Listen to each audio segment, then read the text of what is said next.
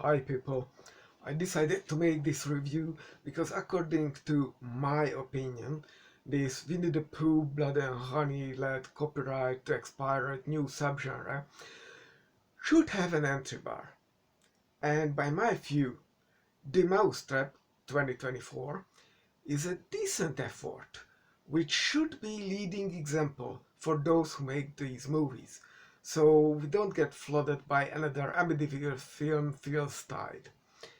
I'm still a fan of the Amityville flicks, but not because of the quality. 1.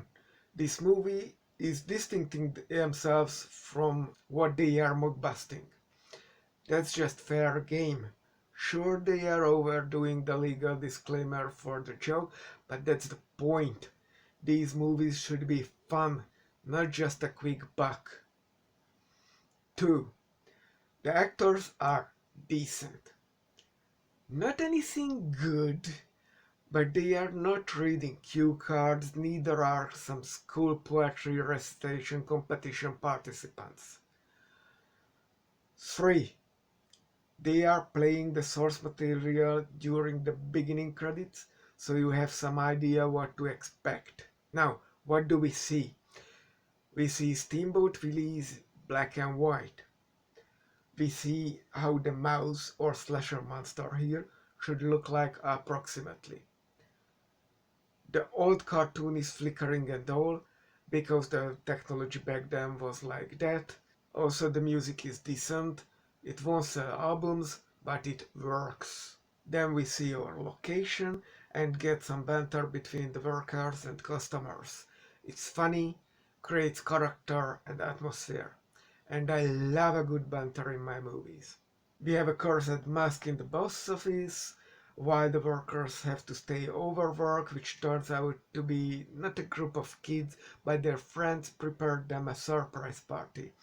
Which means we have a pretty big crew, what means many victims, and even though there are many people, we never get confused. Because the film remains focused, does not try to throw on us a list of names like Suicide Squad.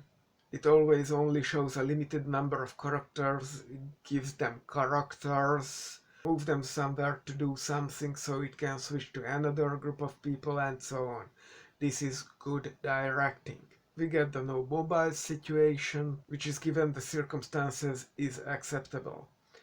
And no, they don't just put the mobiles into a nylon, they bring it out to the car and lock it in so they never not come back later. We also fill out the LGBT plus quota without creating an entire LGBT plus subplot, so we are good on that front. It's good representation. Mickey does its first kill at the 32nd minutes off screen. Don't worry, we will get some later. Then we get a chain on the doors, so yeah, we get the isolation. Before you ask, yes, there is an emergency exit, but that's chained too. Mickey is black and white, and if the clothes would be colored, the red bulb make those black and white looking too, so that's good again. At the 45th minute, the group realizes they are in real trouble, not the victim of a prank. They manage to pull the fire warning, while Mr. Mouse can, let's be honest, teleport. It's mostly a plot device, so it can conveniently show up where the director wants it to. Don't think too deep on it. On the other hand, it can be explained that it is a movie character from a low frame production era, so it can flicker away. But that's just my theory, a movie theory. Does this channel still exist? In addition to this, that thing has one weakness: stroboscopes, flickering light, and the tide seems to turn. For the last 10 minutes they figure out they have to go to the offensive, and as it is in the cartoon they will play the cartoon mouse. They use the place for their advantage, starting with disco lights, disco dance, to prevent Mr. Mouse teleporting. So as far as I can tell, it uses its source well, and is a decent slasher with some supernatural elements. Sure, not every detail is fully clear, but that's the way nowadays, just thinking on Terrifier. I don't say this one is nearly as good as that, but it is decent.